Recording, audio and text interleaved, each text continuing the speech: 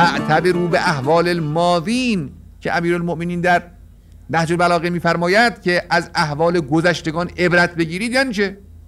یعنی گذشتگان این کارا رو کردن پیروز شدن، این کارا رو کردن مغلوب شدن، این کارا رو کردن موندند، این کارا رو کردن نابود شدن.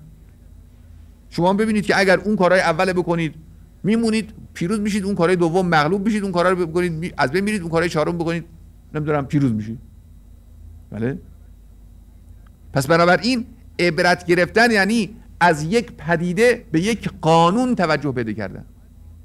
خدا میفرماید ای تاریخ بشریت، ای تاریخ اسلام، ای مسلمون هایی که بعد خواهید آمد، از حادثه نابود شدن قلاع بنی نضیر با همه قدرتشون در مقابل مسلمان ها عبرت بگیرید. یعنی چه عبرت بگیرید؟ یعنی بدانید همه قلاع مستحکم کفار عالم و معاندین در مقابل ایمان شما و خوب عمل کردن شما و نظم شما همینطور منهدم خواهد شد، همینطور از بین خواهد رفت. یعنی یه قانون رو داره ما میگه، یکی از قوانین ماست که البته در آیه بعد، دو آیه بعد همینه باز به صورت دیگه ای بیان میکنه که خیلی صریح تره.